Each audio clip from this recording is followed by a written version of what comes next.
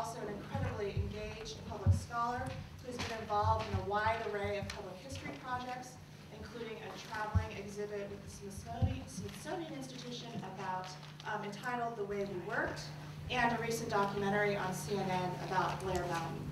And so in this way, he shows that history has relevance and importance beyond the classroom and beyond the archives. His activism with regard to Blair Mountain has attracted a great deal of publicity recently. Last year, he helped lead a reenactment of the Blair Mountain standoff of 1921, one of the largest labor uprisings in U.S. history, in which 7,500 coal miners marched and faced off against coal operators. Keeney and other activists are currently fighting to preserve this incredibly historic site from the practice of mountaintop removal mining. Tonight he'll be speaking to us about the Redneck Legacy, Coal and Appalachian Activism, 1912 to 2012. Please join me in welcoming Chuck Keeney.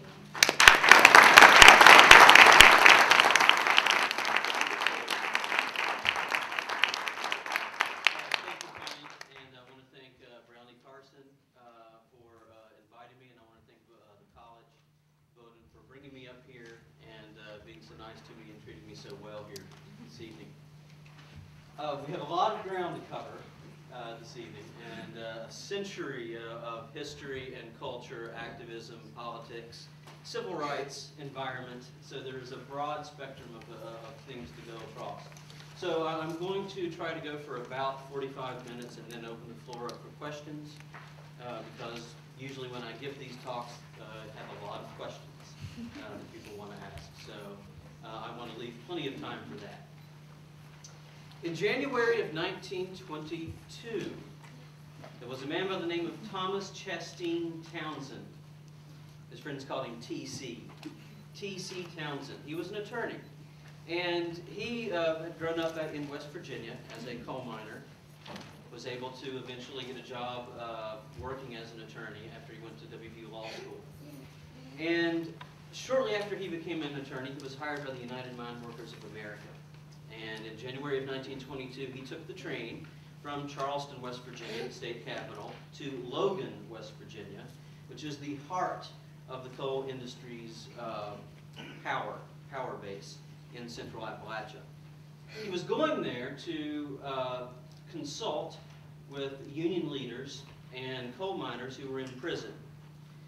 Over 525 of them were put in prison for their recent role in the Battle of Blair Mountain and what's called the Armed March on Logan, which we'll get into much more extensively later.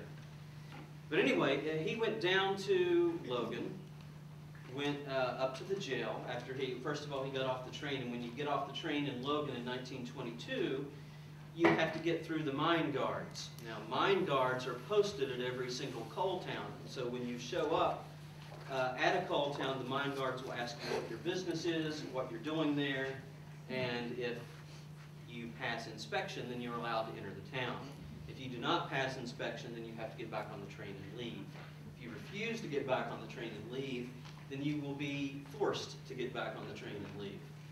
There are plenty of stories I could tell you about that. But T.C. Townsend was there to represent the miners. He gets to the jail, and he comes up to the front where the jailer is. The sheriff of Logan at the time was a guy by the name of Don Chafin. Don Chafin was hired out by the coal companies, and he had 300 deputies in the town of Logan that were all paid for by the coal operators, or the coal mining industry. But anyway, he gets to the jail, he looks at the ledger, and he has a list of names of everybody that's incarcerated there in the Logan County Jail.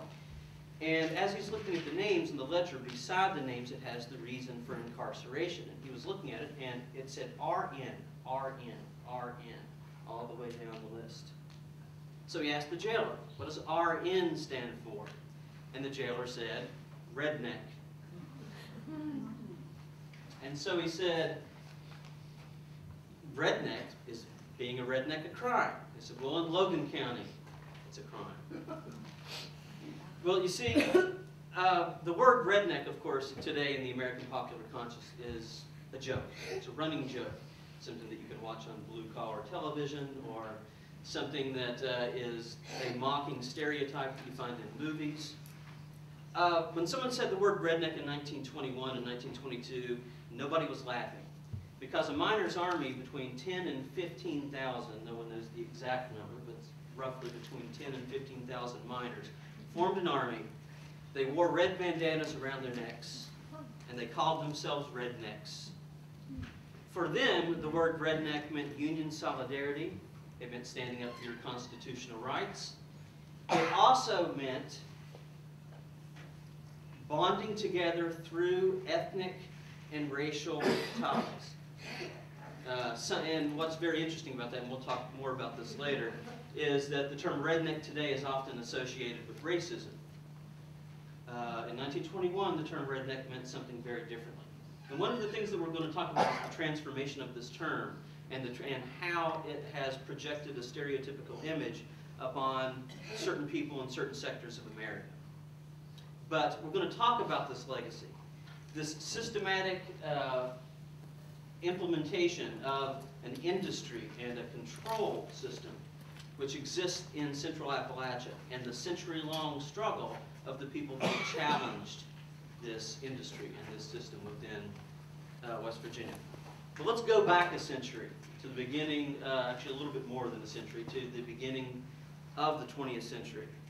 The coal industry came into southern West Virginia around the 1880s and 1890s, during, of course, the period of industrial transformation in American history.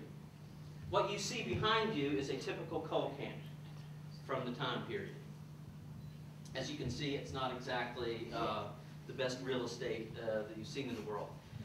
Coal companies came in and bought up land, found ways to legally detach landowners from their own land property. My family, for example, lost 2,000 acres of family land to coal companies. And the coal companies then would build towns to house their workers. And a lot of workers were imported. Some of them were families that had been forced off their land and had to come and work in the mines to provide for their families. So they would buy or find ways to get the land. Then they would build a town, a company town, company houses, a company church, a company store, a company saloon, a company brothel, and of course the miners were paid in company money. And in the company church you had a company preacher that was hired by the company. You had company teachers that were hired by the company. And of course the workers were paid in company money, called scrip. They were not paid in American money, and the only place that you could go to use the company money was the company store. This left miners feeling rather trapped. And it left families feeling rather isolated. In no other state in the nation did so many people live in company towns. The second highest state of workers living in company towns at the time was Illinois. That was about 40% of mining workers. Whereas in West Virginia it was over 90%. All of them lived in these company towns and worked in these company towns.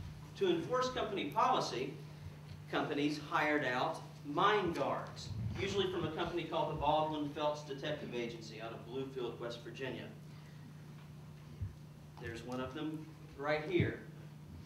They were hired out to patrol the streets. Sometimes they posed as miners to find out what the miners were talking about, find out if anybody was talking union, if anybody was talking socialism, if anybody was talking anything remotely red, so that they could be dismissed by the company. In one of the areas of the coal fields, Mingo County, company houses were actually built a little bit above the ground so that the Baldwin Phelps guards could crawl underneath the homes at night and listen to conversations. And I know this because a lot of the letters from the undercover operatives have survived to this day.